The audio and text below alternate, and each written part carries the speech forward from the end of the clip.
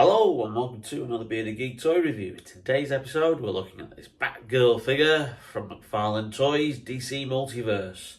Stay tuned.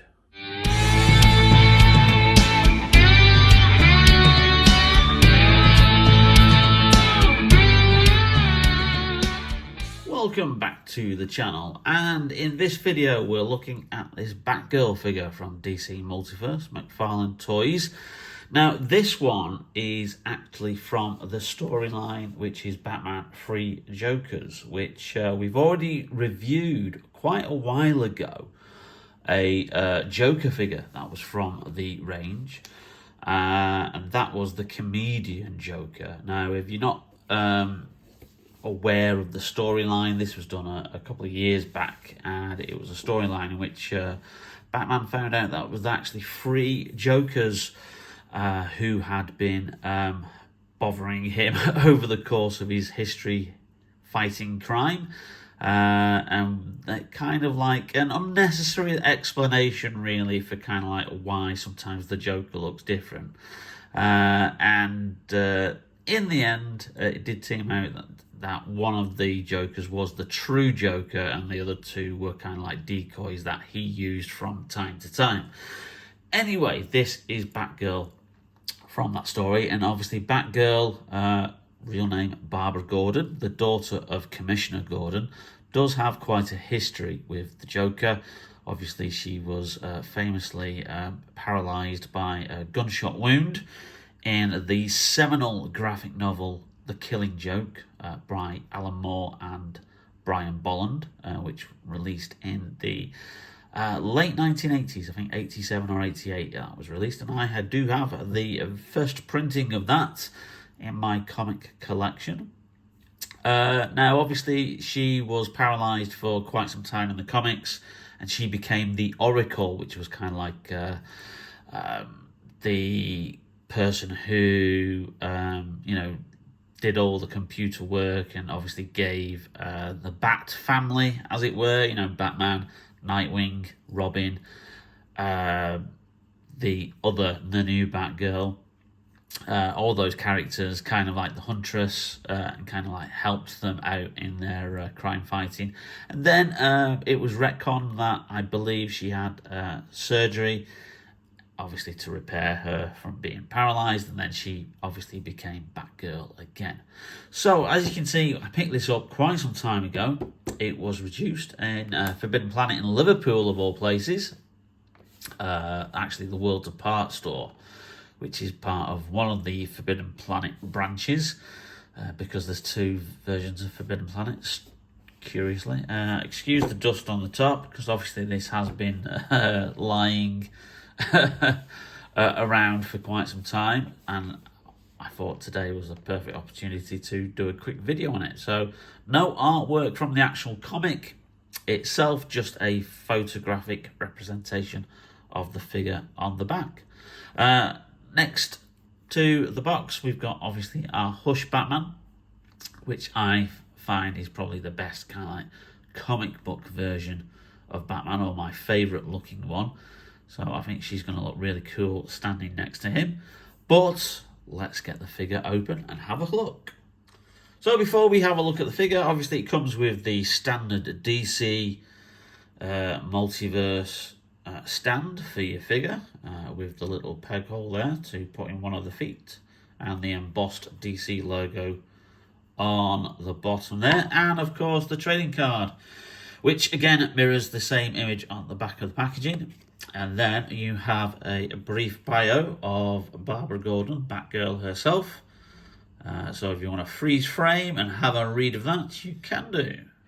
So here is Barbara Gordon, Batgirl, and the first thing that I noticed taking her out of the packaging, as well as the brilliant yellow kind of like design of her costume, is it's annoying when McFarlane do this. She's got side eye going on. She does look a little bit bog-eyed. If you look at her face on, she looks like she's like kind of like looking to the side there. You turn her head, actually okay, but straight on, yeah, they've done this with a couple of figures. The Lex Luthor in his green kind of kryptonite armour has a bit of side-eye going on. And I really don't know why they do it, because it kind of like just looks a little bit silly. But if you do obviously pose it in a certain way, it's going to look better. However, that is the only gripe of the figure. The figure is really, really cool. I love the way the bat symbol is painted. Or is it a separate piece? No, it is actually a separate piece. I'm not trying to feel her up, honest. It is a separate piece that is stuck to there, similar to the Hush figure. So the bat symbol is a separate piece on the chest. Obviously, she has the utility belt. She has the gloves. She has a nice little cloak at the back. Obviously, she has her red hair flowing out of the cowl, which is a traditional design of the character. And you've got obviously yellow boots there. 22 points of articulation, and she really does move quite well out of the packaging. A lot of McFarlane figures are quite stiff when they move out, and obviously you've got butterfly joints at the top there, which allows you to move the arms to lots of different poses. So actually, she actually moves really, really well. I don't know, it's because I've kept her in the box for so long. But there you go. It's a really good figure. She comes with 2 accessories. Let's just put her down there. So we've got a yellow batarang that she has, which is kind of cool. And then she has a bat grapple gun, which is similar to the one that the Detective Comics 1000 figure had. In fact, I think it's virtually the same one. So you could have her posed with that, like she is in the promotional photograph on the back of the packaging and on the trading card. But yeah, no kind of like paint work or anything done on that. I suppose you could touch that up with a little bit of like silver paint or grey paint if you wanted to. If you wanted to do a bit of customization. No alternate hands though, so no fists or anything like that for the figure. So kind of like very, very basic. 2 accessories, obviously the base and the figure itself. But she really is good from a display point of view. And I think obviously, you know, Barbara Gordon is, for me, the definitive Batgirl in the Batman series. So, yeah, I'm pleased to add her to my comic book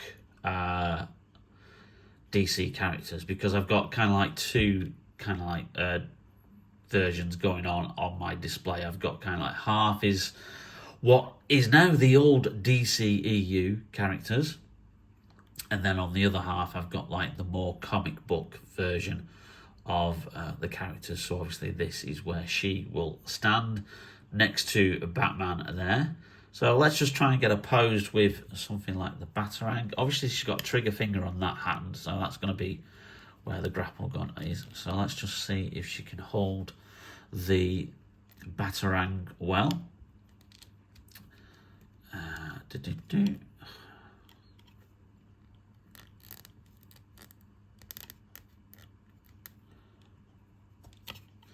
Yep, that kind of like holds well in her hand there. So yeah, you have that there, and then obviously you've got the grapple gun, which if you want to, you're going to put in that hand. Although I don't know why she has a trigger finger, because there's no trigger for you to pull. That's actually very, very difficult to get in there. Yeah, that's actually quite bigger than her hand there. So I'm not actually sure how that's going to fit in. Let's just try that off camera. Okay, so that goes in, but to be quite honest, I will say that the handle is too large for her hand. Obviously, this was designed for the Batman figure, the first Batman figure that they released, which was the Detective Comics 1000. I think, if I remember rightly, that's the very first DC Multiverse figure that I got. But obviously he's been superseded by the Hush Batman now. So it doesn't look quite good. It doesn't look quite right, her holding that. So I will probably only have her with the Batarang. It is a shame that she doesn't come with alternate hands, because you could have had that hand as a fist. But I suppose if you turn it round and have her kind of like looking that way, then you could have her in a particular kind of like action pose, about to throw the Batarang. And obviously it's just a shame that side eye kind of like is there, because obviously if you put her face on, she's looking that way, which is a bit of a distraction. So you're going to have her kind of, I think, just posed to the side in your display there. But I love the figure. I really am surprised that I didn't open it sooner. But as I said when I reviewed the Star Wars Rebel Soldier, sometimes you pick these things up and you pick them up for such a good price, and then you kind of like put them down, and then you kind of like you get other stuff, and then they kind of like keep getting put at the bottom of the review pile, or you don't quite open them yet, and then before you know it, like a year or so has gone by before you then go, oh, I forgot I got that figure, and then you get it out, and obviously it's a pleasant surprise when you open these, because she really is a cool figure. So there you go, that is Batgirl, a worthy addition to your DC Multiverse display, and I really do think you could probably still pick her up. I think she's still available in most places. You could probably even pick her up for the price that I got her, which was $12.99, or if not cheaper. So, hope you liked the video. If you did, please leave us a like. It really does help out the channel. Also, hit that notification bell and that subscribe button as well to be subscribed to the channel and get notified whenever we upload any brand new videos. Thanks for watching, and in the meantime, stay safe, stay tuned to Bearded Geek Toy Reviews, and we'll have some more cool new videos coming up very, very shortly. Okay, see you later, guys. Bye now.